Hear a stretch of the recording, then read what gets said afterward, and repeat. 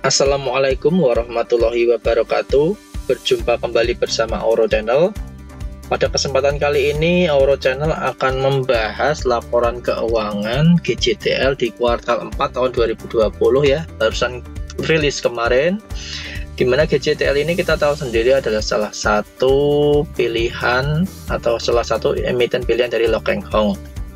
GJTL ini di masa pandemi siap naik tinggi. Maksudnya seperti apa? Mari kita cek saja ulasannya. Namun sebelum kita berlanjut, please untuk like, share, dan subscribe untuk mendukung channel ini berkembang. Terima kasih. Oke kawan-kawan, kita sudah masuk di saham GJTL di reviewnya ya. Ini sudah saya rangkumkan 2017, 2019 sampai 2020. Kita fokus langsung ke 2020 ya kawan-kawan. Di mana ekuitas ini ya kawan-kawan, ekuitas ini walaupun di masa pandemi berhasil dinaikkan sebesar 10% kawan-kawan. Sangat luar biasa sekali, mengingat saham GJTL ini dia memiliki tingkat liabilitas yang cukup tinggi, tapi dia mampu growth ekuitasnya sebesar 10% kawan-kawan ya, cukup luar biasa.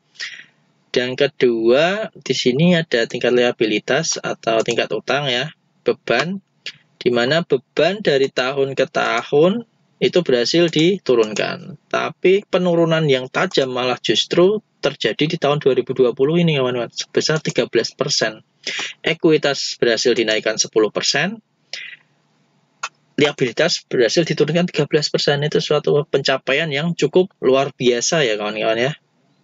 Lanjut kita menginjak ke kas ya kawan. Di sisi kas sendiri, GJTL ini di masa pandemi sedikit menumpuk uang cash, di mana terjadi kenaikan ya kawan-kawan. Uang cash ini dari 600 miliar menjadi 1 triliun, artinya di tahun 2020 di masa pandemi ini GJTL ini berusaha menguatkan tingkat tingkat likuiditas dari perusahaan atau dari keuangan. Seperti itu. Dari sisi persediaan juga diturunkan ya untuk mengefisiensikan produksi di masa pandemi ini. Dan yang cukup menarik ini kawan-kawan ya. Di masa pandemi ini memang revenue turun. Tapi yang menarik adalah yang tadi, ekuitas berhasil dinaikkan serta liabilitas berhasil diturunkan. Nah, dan di sini masih bisa mencetak laba kawan-kawan. Di mana laba itu walaupun revenue-nya turun, dia masih mencetak laba sekitar 320%.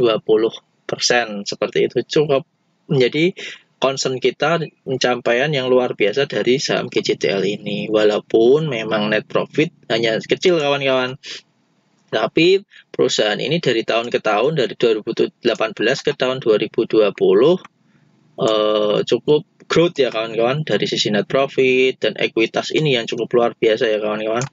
Nah, di situ kita lanjutkan. Nah, di sisi EPS, nah ini juga berhasil dinaikkan ya kawan-kawan. Dari 2017 ke 2018 dia turun, 2018 ke 2019 dia naik.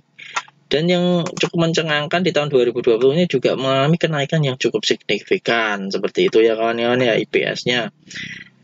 Selanjutnya ada ROE. ROE ini juga masih cukup kecil, masih sekitar 4%, tapi ada growth ya kawan-kawan, ada potensi seperti itu.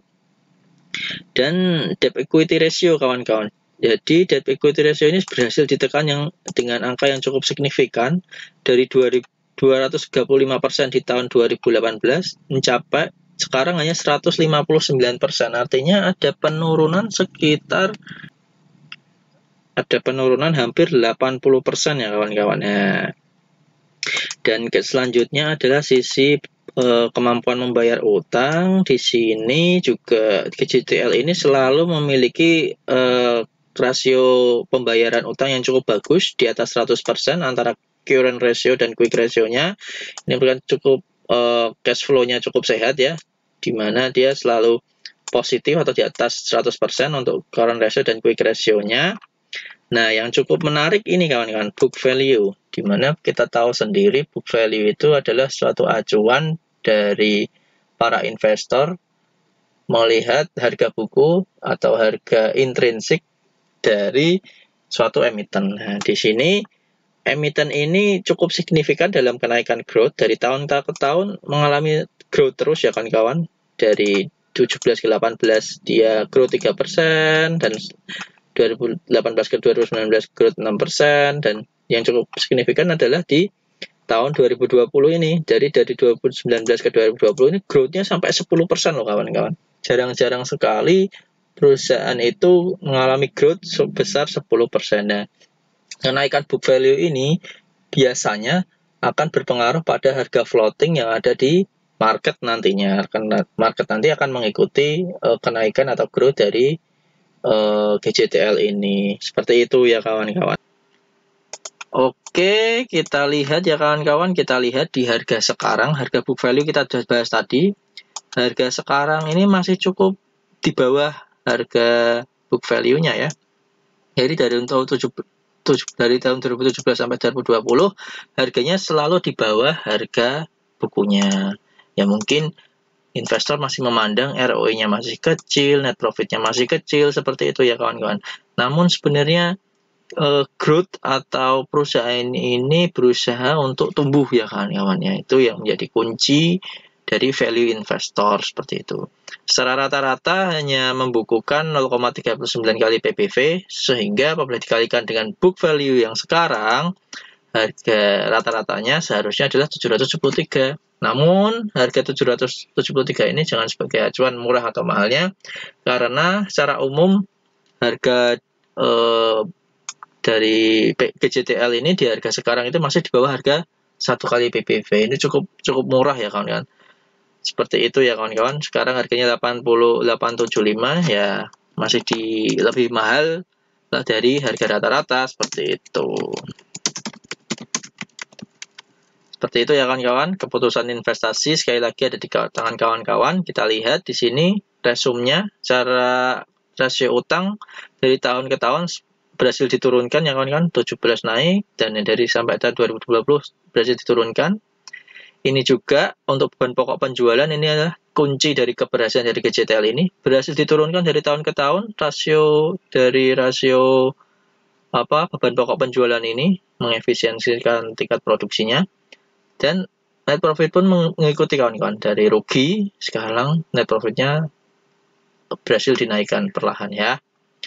Jelas ekuitas ini yang menjadi concern kita, di mana ekuitas berpengaruh pada harga book value.